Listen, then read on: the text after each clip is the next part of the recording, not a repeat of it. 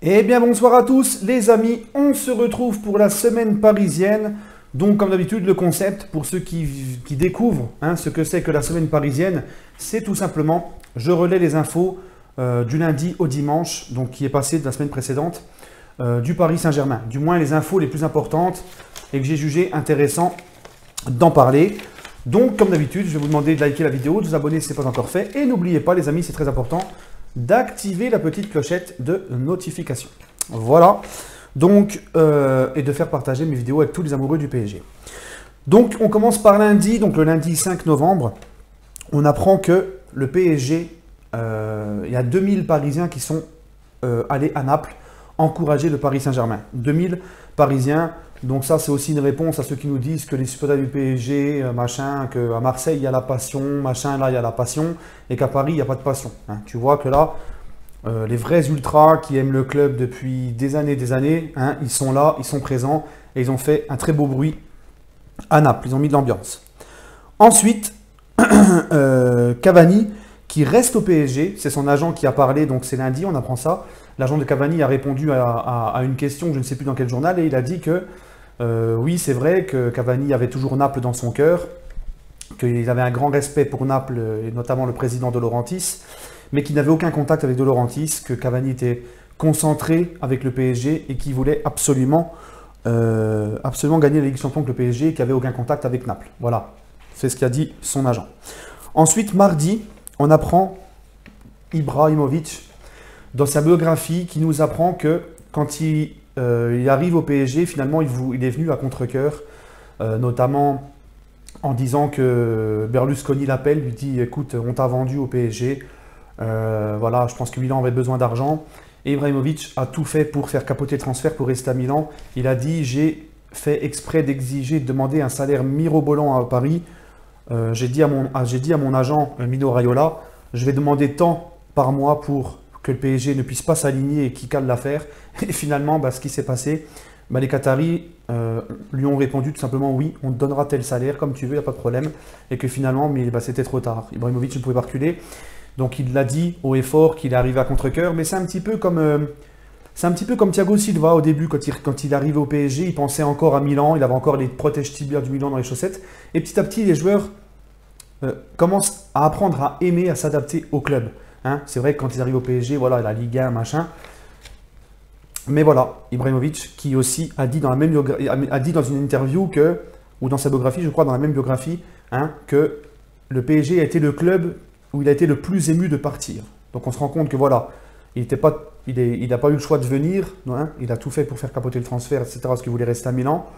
Mais d'un autre côté, il a eu très chaud au cœur de partir. Voilà, donc c'est un peu comme chez les Ch'tis, en fait, dans le film Les Ch'tis, Bienvenue chez les Ch'tis. On pleure deux fois, quand on arrive et quand on repart. Camboiré limogé, petit clin d'œil à Casque d'Or. Alors ça concerne Guingamp, ça ne concerne pas le PSG, mais qui dit Camboiré dit PSG. Camboiré qui est un joueur qui a marqué l'histoire du club, notamment avec son coup de tête face au Real Madrid en Ligue des Champions 95, où on a été envoyé en demi-finale de Ligue des Champions. Donc Casque d'Or, non c'était en 93, pardon, c'était en Coupe de l'UEFA, il me semble bien. Donc Casque d'Or qui fait partie des joueurs historiques qui ont marqué le club en Coupe d'Europe. Donc il a aussi été entraîneur des jeunes au PSG, il a été entraîneur aussi, ça a été le premier entraîneur du PSG sous l'ère Qatari. Donc une grosse dédicace à notre Casque d'Or, limogé de l'en avant Guingamp.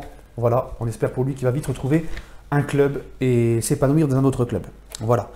Laurent Blanc sur Verratti. Donc Laurent Blanc qui nous dit, qui estime que Marco Verratti, tout simplement, n'a pas progressé depuis le départ de Laurent Blanc, depuis que lui il l'a connu, notamment à cause de ses problèmes de pubalgie, d'avoir raté l'Euro, le mondial, et ses problèmes de blessures à répétition, etc. Donc ça, c'est Laurent Blanc. Ensuite, on apprend que Wenger a rencontré l'émir, selon le média espagnol Sport, il a rencontré les émirs du Qatar, enfin l'émir du Qatar à Doha, les représentants du Qatar, l'émir, etc., pour parler dans un futur avec le PSG. Donc la rumeur continue.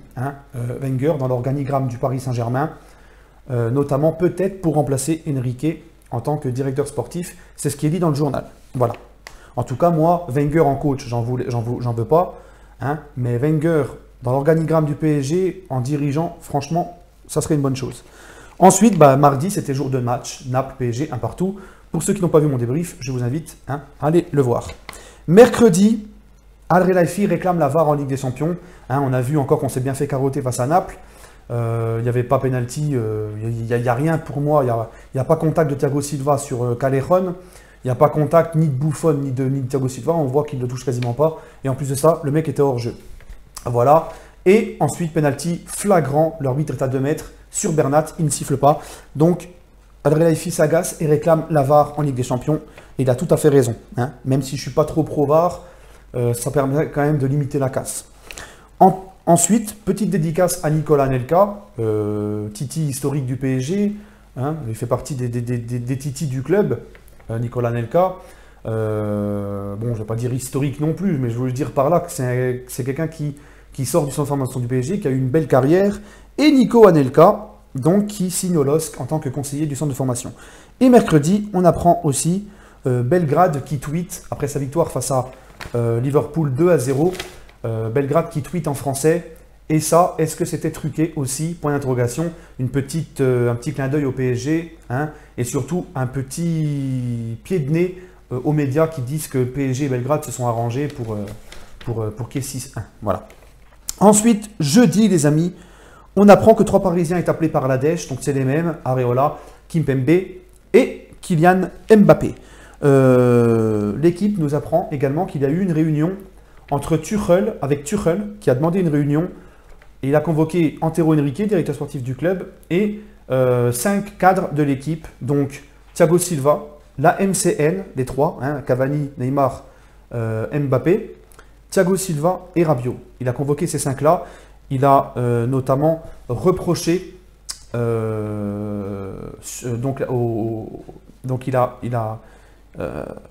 a fait venir Thiago Silva parce que c'est le capitaine, et il a notamment reproché donc aux 4 autres leur comportement envers certains intendants du club.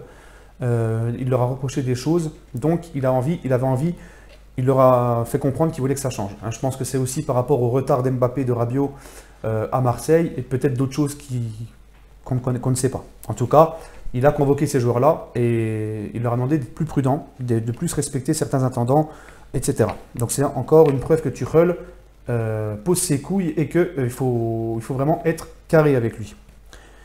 Ensuite, il y a l'affaire du fichage ethnique. Donc j'ai fait une vidéo sur le sujet, allez la voir sur ma chaîne.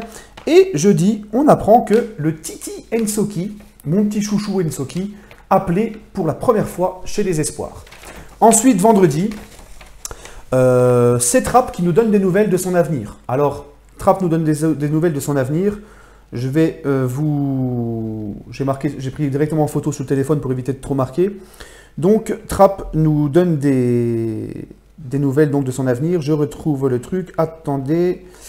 Voilà. Donc, Trapp, il a dit « Je ne peux pas décider seul de ce qui se passera cet été. Je suis encore sous contrat avec Paris. Et cela dépend aussi de ce que l'Eintracht Francfort veut faire. Bien sûr que je me sens bien ici, et bien sûr il doit y avoir des objectifs élevés. L'Europe pourrait être une condition, mais ce n'est pas l'essentiel. L'argent ne sera pas le seul facteur décisionnel. » Donc en gros, Trapp nous raconte qu'il ne serait pas contre le fait de rester à l'Eintracht Francfort. Ensuite, c'est Roten, on apprend que Roten a été ovationné par les supporters du PSG à Naples lorsqu'il est passé devant le barrage, et il a tenu à les remercier et à leur dire que ça lui a fait chaud au cœur. Voilà. Samedi, on apprend que la VAR enfin va être mis en place en Ligue des Champions. Malheureusement, il va falloir attendre les 8e et on espère tous que le PSG fera partie de ces 16 équipes en 8e de finale et qu'on se fasse plus douiller tout simplement.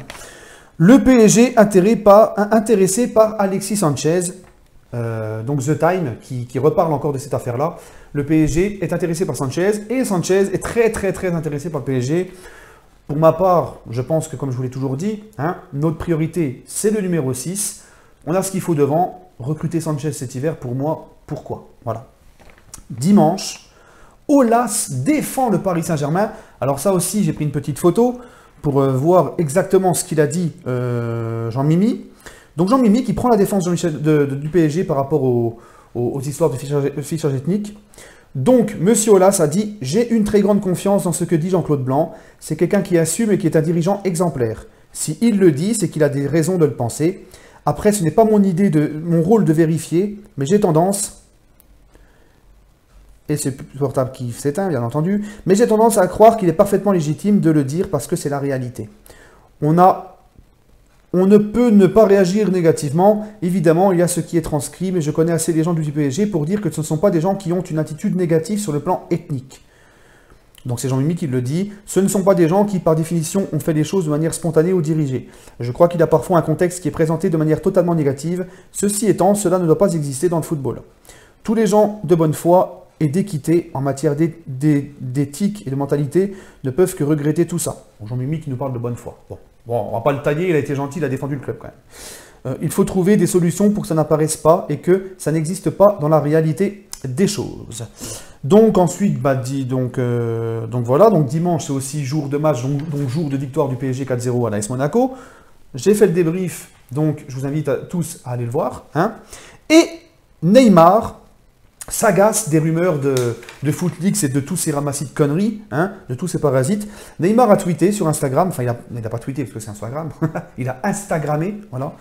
Il a parlé sur Instagram, Neymar, et il a dit « Je ne sais pas ce qui est le pire, la source ou ceux qui répondent. Bande d'idiots mal informés, fatigués de cette presse mal intentionnée. Merci Dieu pour chaque litre de patience que tu me donnes. » Voilà les amis, c'est la fin de la semaine parisienne. J'espère que ça vous a plu. Prenez soin de vous. On se retrouvera dans la semaine pour d'autres vidéos concernant le PSG, etc. Vous allez voir des petites vidéos bien sympas. Sur ce, je vous souhaite à tous une agréable fin de soirée et allez Paris.